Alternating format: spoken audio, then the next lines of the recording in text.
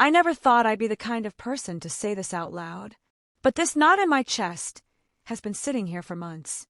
And I can't hold it anymore. This isn't about romance. Not in the traditional sense. It's about something sharper. Betrayal. Loyalty. Trust. And yes, revenge. A few years ago, I helped build a company. From nothing. A dingy office above a strip mall. Cheap coffee, old laptops.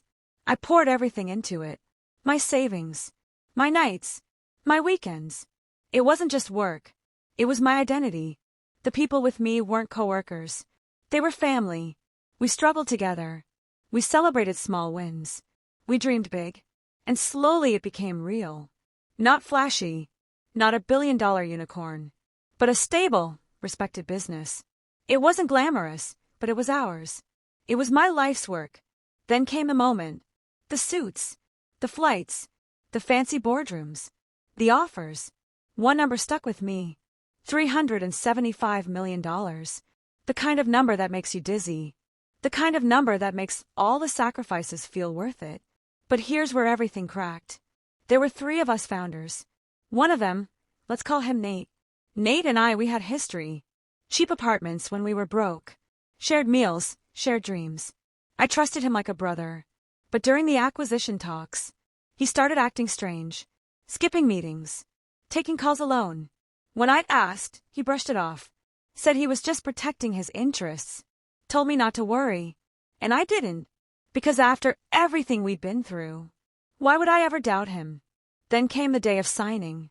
The day everything should have changed. But the deal collapsed. The acquiring company walked away. Why? A hidden clause. A poison pill. Something Nate slipped into as part of the agreement. Something I didn't even know existed. A clause that gave him the power to block the deal. Unless his outrageous conditions were met. He killed it. With one stroke of a pen. $375 million. Gone. I can't describe what that felt like.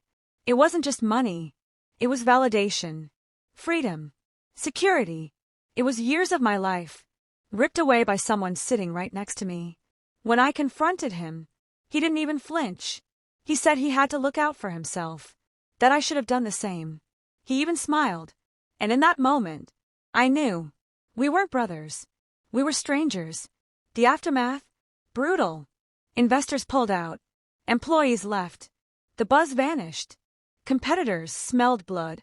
The family we built scattered. And I kept showing up. But my heart was gone. As for revenge, I didn't need a plan. I didn't need to sabotage him.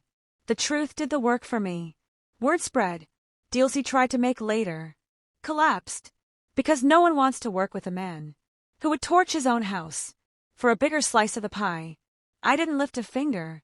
He burned his own bridges. And watching that, it wasn't joy, but it was closure. Today I've moved on. Kind of. I consult. I teach younger entrepreneurs. I tell them what to watch for. What clauses to double check. Who not to trust. But some nights, I still lie awake, haunted by that number. $375 million. Not because of the money, but because of what it meant. The sacrifices. The validation. The freedom. It was in my hands. And then gone. Not because of the market. Not because of failure. But because of betrayal. And if there's one thing I've learned, it's this. Trust but verify. Shared history doesn't mean shared values. And for the love of God, read every line of the contract. Because sometimes, it isn't the world outside that destroys you. Sometimes, it's the person sitting right next to you.